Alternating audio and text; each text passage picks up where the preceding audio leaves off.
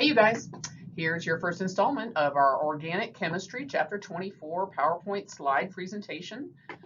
Chapter 24 is a little bit of a fun introduction to organic chemistry. You may have already had some introduction to this, but let's go and see what we can see. Our first slide here is showing the common elements in organic chemistry. You'll notice carbon is a biggie. Of course, carbon-based chemistry is where we get the organic idea.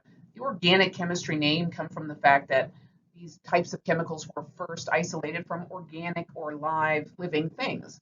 So a lot of that was made out of course, carbon, hydrogen, oxygen, and the main elements that you see in the human body as far as amino acids and even as far as bone material and stuff like that, except you don't see too much of the calcium in that. But either way, organic chemistry as currently is as a definition of carbon-containing compounds and also including things like halogens and oxygen, nitrogen, and phosphorus. Just to classify the types of organic compounds that you'll be looking at, let's look at hydrocarbons first. Hydrogen and carbon make up hydrocarbons. There's different types of hydrocarbons. Aliphatic hydrocarbons is everything that does not include aromatic hydrocarbons. So aromatic hydrocarbons contain the benzene ring. The benzene ring has its own special chemistry, so that's why it's kind of in a place on its own. Aliphatic can contain things like alkanes, which have all single bonds, alkynes, which have triple bonds. I said alkynes, so that's way over here. And then alkenes, which have double bonds, and then cycloalkanes, which is something in a circle like this. They're cyclic in nature, but it's not benzene. If you look up here at benzene, benzene has this circle in the middle, and that is indicative of a delocalized electrons, sp2 hybridized carbons in each spot here, and it kind of looks like you have alternating double and single, but you don't really because they are delocalized electrons in those areas. But in cycloalkanes, this is, you would have two hydrogens on each one of these spots. So what I just drew here is cyclohexane, and cyclohexane is C6H12, whereas benzene up here is C6H6. So you see it's missing a lot more hydrogens. So look at our first one, alkanes. Alkanes are what's called saturated, where they have the greatest number of hydrogens that they can hold. Their general formula is CnH2n plus 2, and that means if I have an alkane that has 9 carbon atoms, that means it must have, if it's saturated, as we're talking about here, it must have 20. Did I do that math right? 2 times 9 is 18 plus 2 is 20. So if you're asked which one is a saturated formula, if you had C9H18 here, that would not be saturated. As alkanes have only single covalent bonds, and they're saturated, just like I was talking about there. So our simplest alkane is called methane, and that's CH4. Then we have ethane, propane. There's your names. Now let's go on to looking at what they look like when they're drawn out. Here's methane. And you see this is called the expanded way to draw something. It's kind of time consuming, but you'll have your hydrogens attached to each carbon. Make sure each carbon has an octet, no more and no less than 8 electrons around each carbon atom. So here's ethane and propane. Now eth stands for 2 carbons, prop stands for 3, but stands for 4. And you see the but is still here in isobutane, however, it's in a different arrangement. That's called a structural isomer. Structural isomer has the same formula, but different arrangement. So this guy is going to be H10, and so is that one. Structural isomer, same formula, but different structures. So how many structural isomers can something have? So this is just like a puzzle of putting things together. So if you have C5H10, this is going to be pentane, and pentane can, 12, can take the form of the normal. This is called normal. Normal is the straight chain alkane, and a lot of times you'll see an N in front of its name. So this is going to be N-pentane. So that's one way to put together C5H12.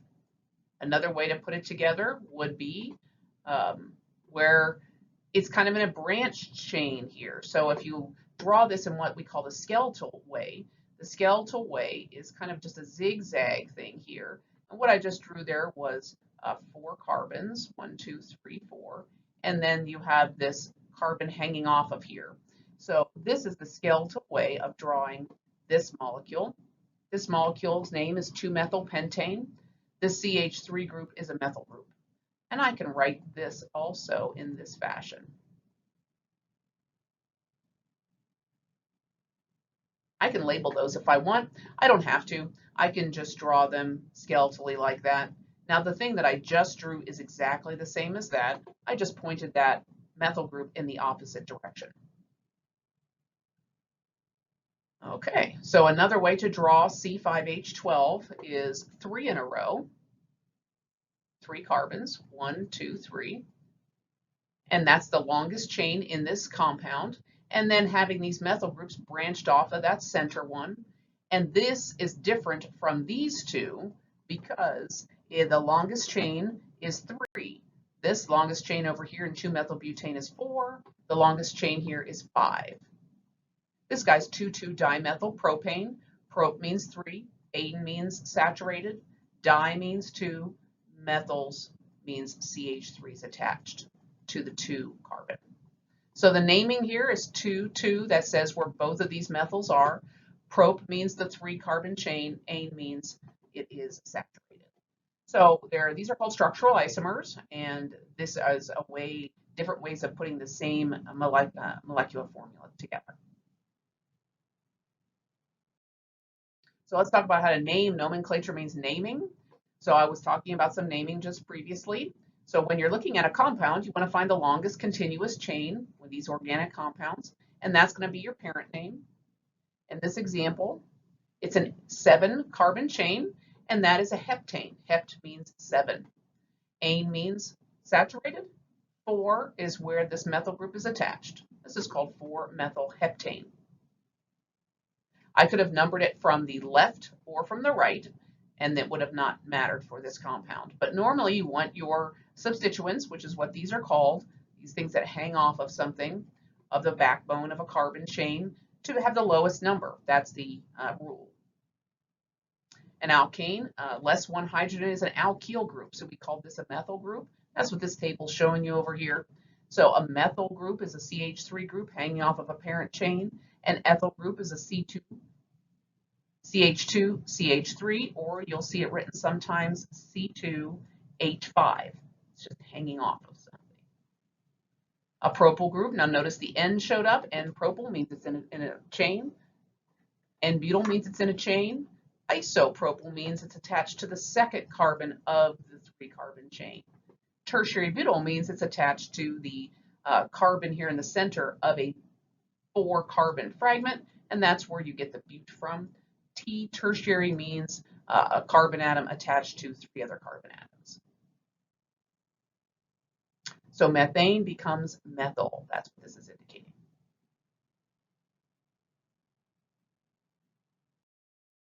So as far as continuing on with naming, we looked at this earlier for a moment when we did methane, ethane, propane, and butane. That's giving you the prefixes for 1 carbon, 2 carbon, 3 carbon, and so on. Then we get into pent, which you might be familiar with. Pent is 5, hex is 6, hept is 7, oct is 8, non is 9, and dec is 10. So these are all, as you see them here, in a straight chain. So these would be normal. So this is normal decane, normal nonane, and so on. And it's just looking at the different properties of these melting points and boiling points. And I don't know if you remember from chapter 11, we did discuss as a molar mass increases, intermolecular forces increase. So you would get a higher melting point or boiling point for the heavier substances. So you would see that all of these things are melted, and some of them are even already boiled. So here, these are all gases. These are liquids. And then we get solids down here. So let's keep on going with alkane nomenclature. Nomenclature is the naming of things, and naming can be a little challenging. You got to practice. So let's practice doing this one. If you look at this one, we're going to number it from the left side, and that's because that gives that methyl substituent the lowest number of 2 instead of numbering it from this end. So this guy's name is 2-methylpentane, pent being 5, ane being saturated. If you looked at it this way, we would not want to number it this way. It is not 4-methylpentane, it is 2-methylpentane. That's that numbering standard that we use to give the substituent the lowest number. So as far as prefixes for di, tri, tetra, we have seen some examples where we had a 2,2-dimethylpropane when we were looking at our structural isomers. So let's look at this one. If we're going to name this, this is a hexane. Hex means 6. This is 2 and 3 di. I know it sounds like you shouldn't have to do all of that, but it's being exhaustive, so we are all on the same page. That means there are 2 methyl groups, one on number 2 and one on number 3. Here's another example where we're going to see 2 methyl groups, but they're both on the same carbon. This is a 6-carbon chain, which is going to be a hexane, and it's going to be 3,3-dimethyl, meaning both of them are on the 3 carbon. So again, using these rules for substituents, just if we're going to name this, you might think that this guy would be 2-bromo, 3-nitro-butane, which it is. So, but how do you know the names of these things? These substituents are when they're hanging off of an organic compound, they end up kind of truncated, amino, fluoro, because this NH2 group comes from an amine. An amine is a nitrogen group with some, it could be hydrogens, it could be other things, but either way, this specific one is an amino group. Here's our halogens, and our halogens are fluorine, chlorine, bromine, and iodine. And when they're hanging off of a chain like that, they have just the O on the end. Chloro, bromo, iodo, and fluoro. This guy is a nitro group. Now, if you remember from last semester, if you had my class, we did some explosive things, and nitro groups are on explosives. And nitro groups are NO2s, and those NO2s are going to look like this when they're hanging off of an organic compound. We have all of those, like TNT or something like that. And this guy has a special name. His name's vinyl. So when you see him hanging off of something, you can call him vinyl. So again, this guy is 2-bromo, 3-nitrobutane. And this is a structural isomer. 1-bromo, 3-nitrobutane. Structural isomers, same formula, different arrangement. So let's practice. What is the IUPAC name? The IUPAC stands for International Union of Pure and Applied Chemistry. They're the naming people. If you remember, I asked you to look up the IUPAC name for caffeine in case number 2, just for fun and to get you familiar with what I'm talking about there and how those organic compounds are named. So let's name this one. First, we have to number. This looks like an 8-carbon chain, which is an octane. So you see octane here, all single bonds. There's a methyl group on number 2 and an ethyl group on number 4. Now let's go in the reverse direction. Given a name, how can we know its structure? Well, we dissect the name and we say that it's an octane. Octane means 8. There are 3 methyl groups hanging off of that parent and an ethyl group hanging off of number 5. So if we were going to look at this structure that you now see in front of you, let's find where the octane is. 1, 2, 3, 4, 5, 6, 7, and 8. And you see off of numbers 2, 4, and 6, you see a methyl group, which are these CH3 groups. And it doesn't matter if they're written backwards. The written backwards is just a way to say that the carbons are attached to each other, not carbon to hydrogen in the methyl group. From this carbon to those hydrogens. Those are not attached. It's the carbon to carbon right here. And there's an ethyl group off of number 5. So for our murder sheet question number 1, you'll find out that Judy's dead. And I know everybody was blaming Judy all this time, but that wasn't necessarily the case. But let's look at murder sheet question number 1. The drink contained large amount of a liquid with a certain formula. Your goal for this question is to find many different ways, or how many ways that you can put this together and still have the same formula. So it's a 5-carbon. So you could start out with a chain. I just put 5 together, and then I can just start decorating it with hydrogens. These are all hydrogens, and you'll notice there's only one chlorine, so I can put the chlorine somewhere. So there's one of your structural isomers that you could include, and I asked you to name it. So to naming it, you would just number. So this is a pentane. Now I chose to start numbering right here because it is going to give the chlorine the lowest number. So this guy would be called 1-chloro pentane. So your goal for this problem is to figure out as many different ways as you can arrange. And I believe there are 7 or 8 of these that you can arrange them in different ways. Now I also ask you in this problem, are these geometric, structural, or optical? So I think we're going to wait on that, and after we are finished studying this chapter, you can come back. We already talked about structural isomers, so I think it's a no-brainer that they're all going to be structural isomers, but we also have optical isomers and geometric isomers that we're going to talk about. Let's talk about optical isomers. Optical isomers arise when you have 2 molecules that look a lot alike, but they are not because they're non-superimposable mirror images. Seems awful strange, but it's kind of like your hands. Your hands are non-superimposable mirror images. So this chiral, this word chiral means handedness. So if a molecule has this characteristic of having a non-superimposable mirror image, then it is called chiral. A chiral center is a group, an atom in a molecule that usually is a carbon, and it has 4 different groups attached to it. So if we apply this definition to this molecule, we'll see that this carbon here in the middle does not have 4 different groups, considering these 2 hydrogens are the same. So if I picked this one up and tried to overlay it on here, I would be able to. And here is its mirror image, and I can pick it up and overlay it. This is out of section in chapter 23, by the way. I believe it's section 23.4, and don't just go ahead and look at that. This next one here is chiral because it has a carbon that has 4 different groups. Those 4 different groups in this one are hydrogen, bromine, chlorine, and fluorine. If you look at the mirror image here, if I try to pick this up and put it over here, the bromine and the chlorine would overlap, but the hydrogen would be over here and the fluorine would be over here, so they would not overlap. And the only way you could do this is to break bonds. So these are called non-superimposable mirror images, also known as enantiomers.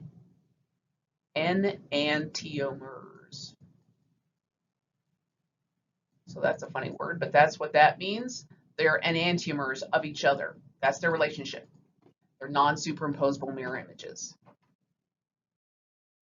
So keep on looking at stereochemistry. This stereochemistry, these non-superimposable mirror images, which are chiral compounds, they're optically active. That's why they're called optical isomers. And if you have one compound and you make a solution of it and you put it in a tube like this and you send light through it, it actually causes the light to turn. And it causes it to turn by a characteristic angle, and that can help you identify your compound in this polarimeter. And because these optical isomers have characteristic optical rotations. Now, if you have one enantiomer, rotates it by a certain amount, the other one will rotate it exactly opposite and by the exact same amount. And that is the relationship between enantiomers. And they're very difficult to tell the difference between. As far as chemically, they have the same boiling points and melting points, but they do have different optical rotations. So that's what makes them different. So for murder sheet number 2, I ask you here, why would Judy ingest such a lethal cocktail? And that's because she loved honey. And it was easy to oversweeten something and hide the taste of other compounds. So this is fructose, and I give you a structure of fructose, and I ask you, where are the chiral centers? Now remember, a chiral center is a carbon that has 4 different attachments. So this looks really complicated, but let's try one of them here. This carbon atom has 4 bonds to it, but 2 of them are hydrogens. And since 2 of them are hydrogens, it is not a chiral center because it does not have 4 different attachments. If we look at this one, this also has 4 bonds, a hydrogen, this group, and what group I'm talking about when I say this group, it's everything over here, and then another group is everything down here. So it may look like it's the same because you think, oh, this is a carbon and this is a carbon, but this whole grouping is different than this whole grouping. And then on this side, it's attached to an oxygen. So this would be considered a chiral center. So you would label this one with an asterisk, which means chiral center in organic chemistry. So I'll let you look at that and see if you can figure out the other chiral centers in this molecule. There are 4. We did 1 of them. Now let's talk about the reactions that these organic compounds undergo. An alkane reaction that we're very familiar with is combustion. Alkanes don't do much. They like to combust. You can burn just about anything, but alkanes are very good at this. They make carbon dioxide and water, which are stable compounds, your enthalpy being a good size number of negative 890.4.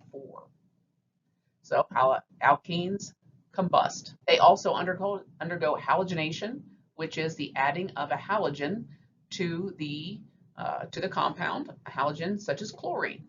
This certain type of halogenation reaction is catalyzed by light. So it's not the greatest reaction in the world because it will just keep going. There's a catalyst of light that breaks this bond. See, that breaks the chlorine bond, makes these free radicals, and these free radicals are very reactive and just start ripping apart the alkane. And in so doing, it made hydrogen chloride, but it also made another free radical, which can react with something else.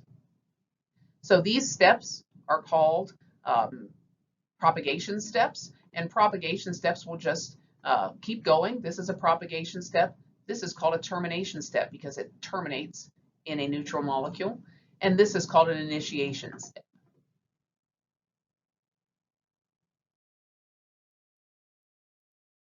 So in cycloalkanes are cyclic forms of alkanes. The only difference is that they're missing a hydrogen, and that's why there's not the 2n plus 2 there that there was before. It's just CnH2n.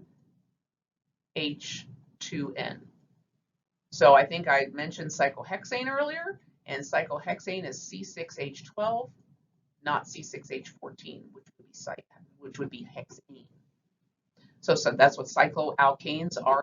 They're very common in organic chemistry, and you can decorate them with things and name them something else. Like this would be called cyclopentane. And I don't have to say where it is because all the positions are equivalent. So again, cycloalkanes, this is the most common cycloalkane, cyclohexane, and the most studied. The more stable form of cyclohexane is what's called this chair form.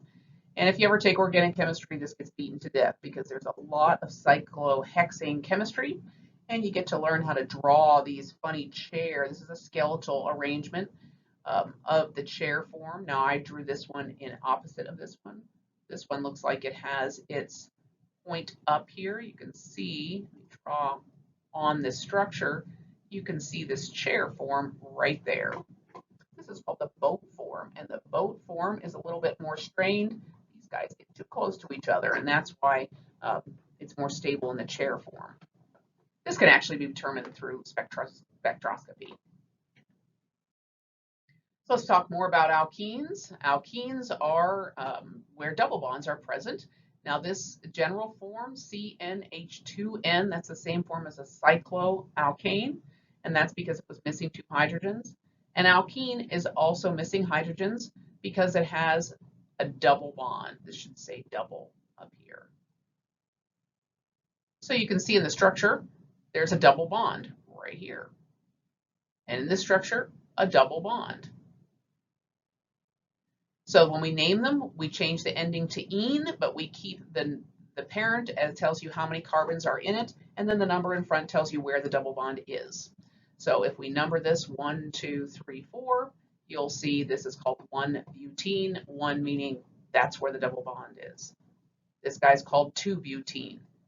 because that's where the double bond is.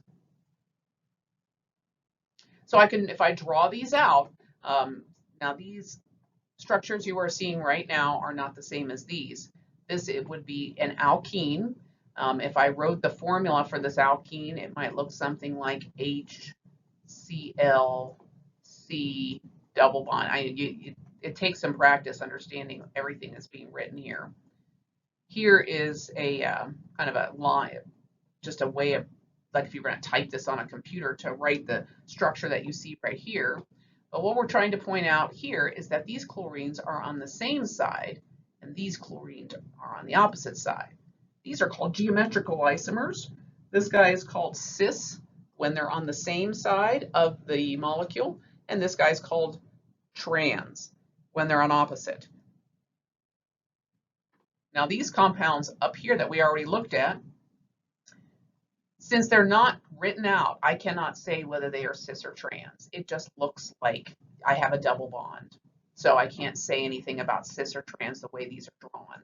You would have to draw them this way to know whether or not the chlorines or hydrogens are on the same side or the chlorines or hydrogens are on the opposite.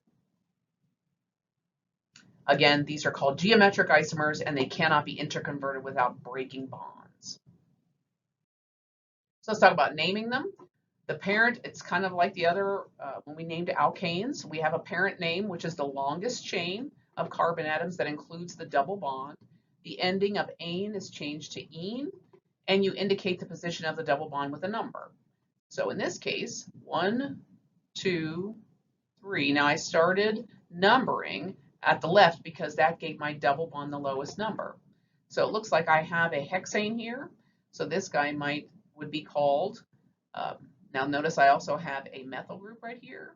So I'm going for 4 methyl. Sorry about my writing here, I know it's terrible. 4 methyl, oh yes, 4 methyl, 2 hexene,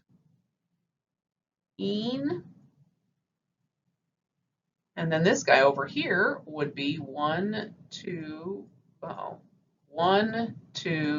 3, 4, 5, 6. This is a hexene also, 2 hexene, but now it's 4 methyl. I feel like I just said that. So what does that mean? What's the difference between these two structures? It looks like in this one, the H's are on the same side, and in this one, they're on different sides. So it looks like we have a cis 4 methyl, so I would just put cis right in front. And then over here, I would have trans. So this guy would be called trans, and then the same name, 4 methyl hexene. Let's talk about what alkenes do in their reactions.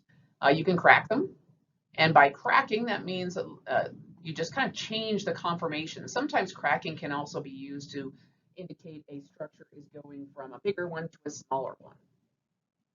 Addition reactions are things that add across the double bond. So this H goes to one spot and the bromine goes to the other spot. That's what happened in an addition reaction. You can add things like HXs, which is what is here, a hydrogen halide. You can add halogen like XX, and that can be chlorine or bromine. Those are the most common.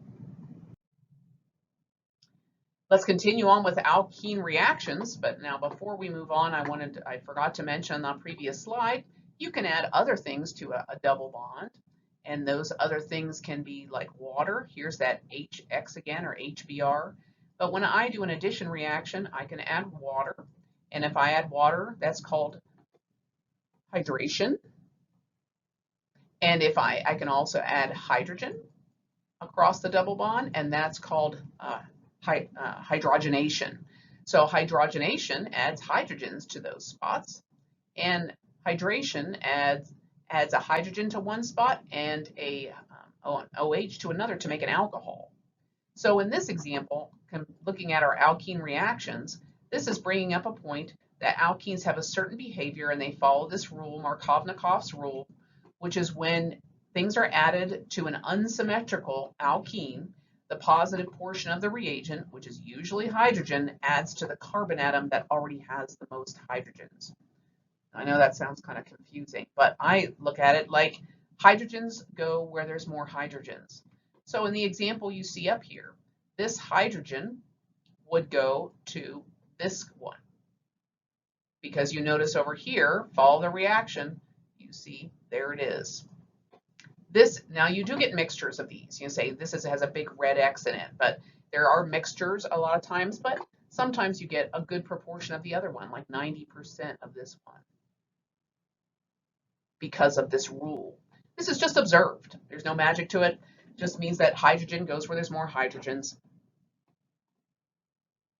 So when you're looking at a chemical reaction between an alkene, an addition reaction like this, think about that when it says what compound, what product is most likely to be formed. In organic chemistry, there's all these different, there's kind of rules like this, not really rules, but they're patterns. And then you look at those patterns and then you can predict what a new chemical reaction is going to do because of those patterns you have observed in others.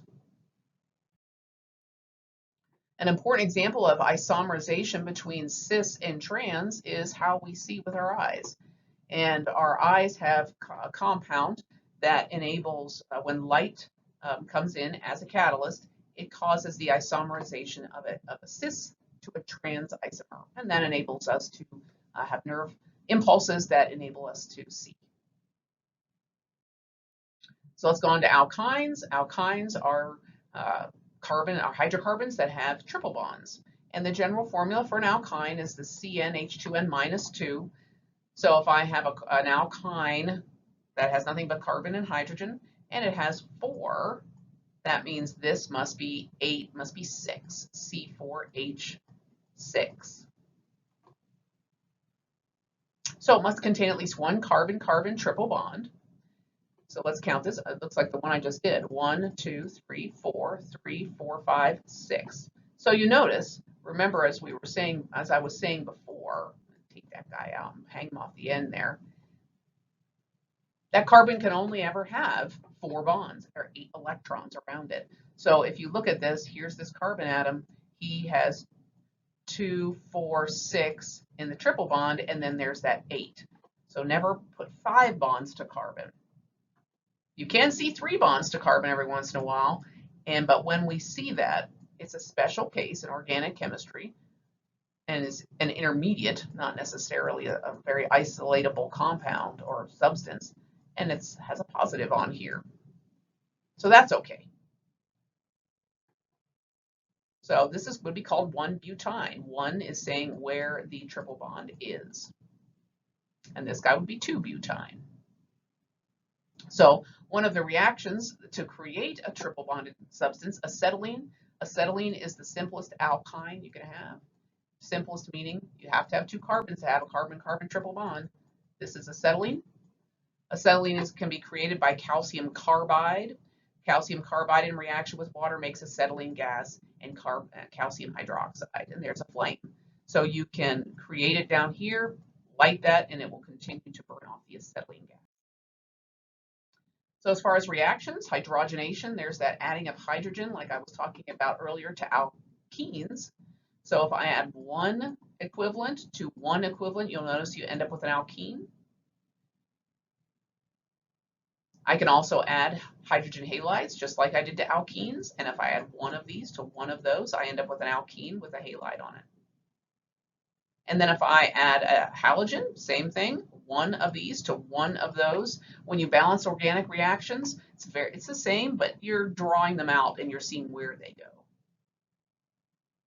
Now notice if I double the amount, I saturate it and I add 4 bromines to that, to the acetylene molecule here. Acetylene is a common name for ethyne. Eth meaning 2 carbons, yne meaning a triple bond. So this guy is ethyne, or acetylene is a common name.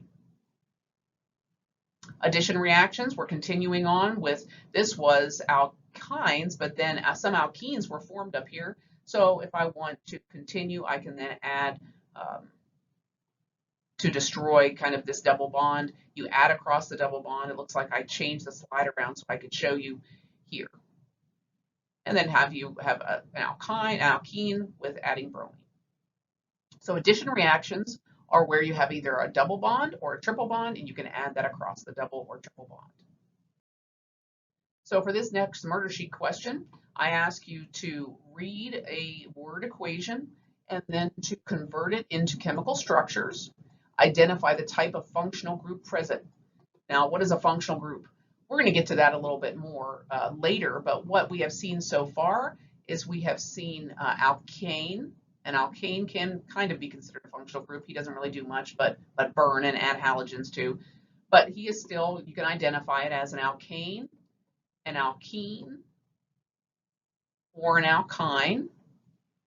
And if you look down at the problems here, in letter A, it looks like I've got some anes, which are alkanes. Looks like I've got enes, which are alkenes, and double bond should be in there somewhere. Same with letter C. And then looks like I've got some ines here. So your goal is to dissect this and draw the structure of propyne, for example, and go look up and what would hydrogen be like in a chemical reaction? Is it H? Is it H2? And then looking at what is cis and trans. What's your understanding of that and how you can apply that to this problem? Now up in here in letter B, I said which product is preferentially formed? You might think of Markovnikov's rule, and that's saying hydrogens will go where there's more hydrogens to say which product is preferentially formed, but draw both. This one, since N-pentane and this halogenation reaction that we talked about through those radicals can produce a mixture. It can produce many different halogenated alkanes. I asked you to draw only 2-chloropentane and 2-chloro-2-methylbutane as your products for this reaction. So that we're finished with this part of the slides for alkenes and alkynes and alkanes, and then we'll pick up with the rest of the chapter. Looks like we got one more slide here to cover. And the reason I'm covering this is because I think I saw some quiz questions on this. This is kind of neat, is that there's something called methane hydrate that's at the bottom of the ocean. And it's actually in very cold weather climates where there's water. Methane is trapped inside this cage-like structure of water. These are water molecules, not atoms. But it forms a cage-like structure. It looks like there's cyclopentanes here. And then it traps methane inside of it. So methane hydrate is something that's at the bottom of the ocean or cold, very deep lakes in the northern regions that have methane trapped in there. And we, of course, are trying to extract that to use it for natural gas. So that wraps up this presentation, and I'll see you in the next one.